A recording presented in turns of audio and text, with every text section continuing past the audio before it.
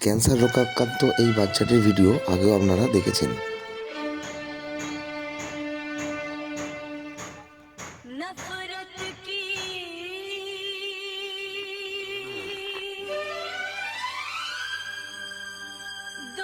ঠিক এইভাবেই শেষ 4 দিন খুবই কষ্ট পেয়েছে।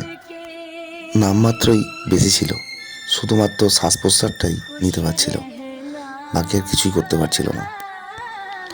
কি বিভৎস কষ্টের মধ্যে ছিল সেটা আপনাদের বলে বোঝানো যাবে না।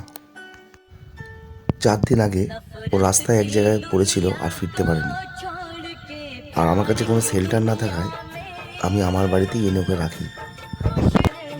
গতকাল দুপুরে ও শেষ নিঃশ্বাস ত্যাগ করেছে।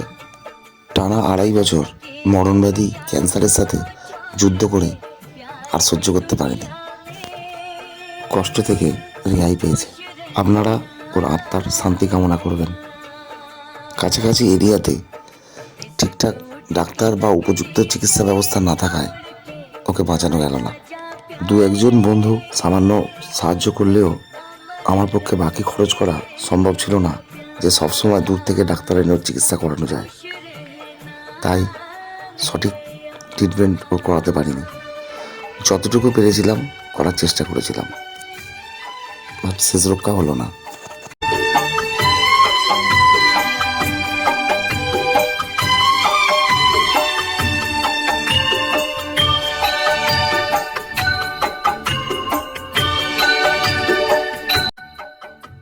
আপনাদের কাছে অনুরোধ, এরকম ষাঁড় মেয়েদের প্লিজ রাস্তায় ফেলে দেবেন না। আমাকে আপনাকে যেমন দাহ বা কবর দেওয়া হয়, শেষ সময় চেষ্টা করবেন এদেরকেও দাহ করে দেওয়ার জন্য বা কবর দেওয়ার জন্য। শেষ সময়ে ঝামেলা এড়িয়ে যেতে বা দায়িত্ব এড়িয়ে গিয়ে রাস্তায় ফেলে দিয়ে নিজেকে পশুর পরিচয় দেবেন না। মানুষ হয়েছেন তো মানুষের পরিচয় দিয়ে শেষ কাজটিও সম্পূর্ণ করবেন।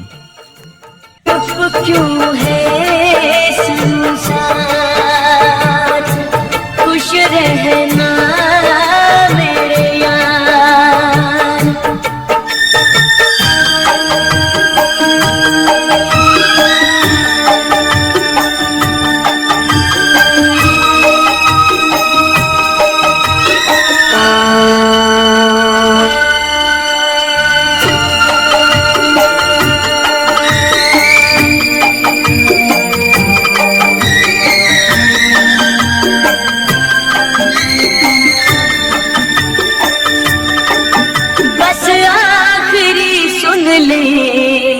ये मेल है अपना, बस आखिरी सुन ले। ये मेल है अपना, बस खत्म है साथी। ये खेल है अपना, अब याद में तेरी बीत जाएंगे रो रो के।